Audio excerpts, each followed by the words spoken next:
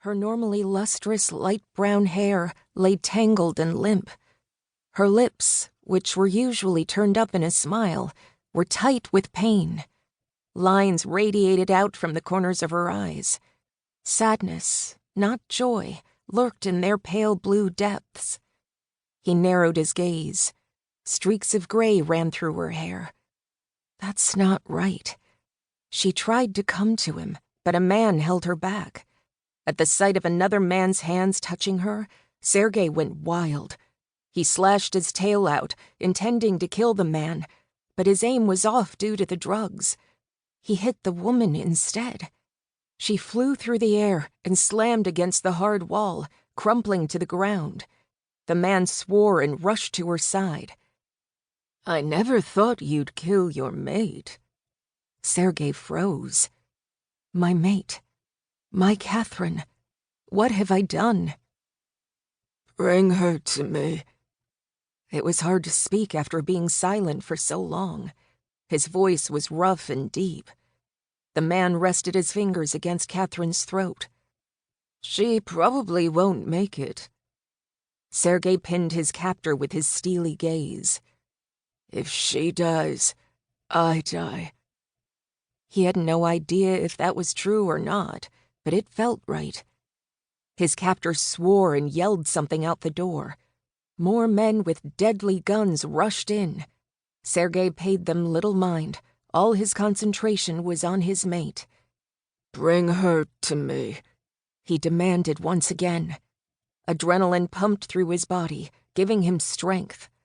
His captor shook his head. "No." He beckoned someone forward, and Sergei snarled. The lab rat. That was what Sergei called him. The man in the lab coat was the one who always took his blood. The lab rat scurried forward, deadly sharp knife in hand. It went against every instinct he possessed, but Sergei allowed the man to slit the more fragile skin of his throat open. Even then it was an effort.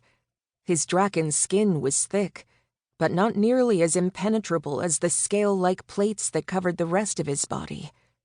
Blood poured out into several containers, but he was a Drakon and quick to heal. The gash sealed, and the flow ceased. "Give her my blood." He stared at his captor, the one who pulled all the strings, held all the power. The man motioned to the lab rat, who hurried to Catherine's side, lifted her, and put one of the containers to her lips. Blood spilled out the sides of her mouth. "Don't waste it," his captor admonished. "It's bad enough we have to use some of it on her." Sergei renewed his vow that he would someday kill the man who'd captured his mate and used her to lure him into captivity. Because that's what had happened. He remembered now. Minutes ticked by, and she didn't move. His blood began to freeze. If she was truly gone, he would not live in this world. He would will himself to die, and he could do it. A gasp echoed in the chamber. She cried out, her pain like a spear to his heart. Her entire body spasmed. The lab rat and one of the armed men held her down so she didn't do more damage to herself. Sergei concentrated on breathing in and out, slowly and evenly. Otherwise, he might go mad. Finally, after what seemed an eternity, Catherine opened her eyes. Her gaze sought his. He expected to see fear after what he'd done. At the very least, anger. But there was only love and understanding. "Catherine," he whispered. She tried to crawl to him, still weak, still healing from her injuries. Injuries she'd sustained because of him. The lab rat and the soldier holding her looked to his captor. The man nodded, and they released her. On her hands and knees, she dragged herself to his side. He lowered his head, and she placed her small palm on the side of his jaw. "I'm sorry," he began. She shook her head. "No, my love.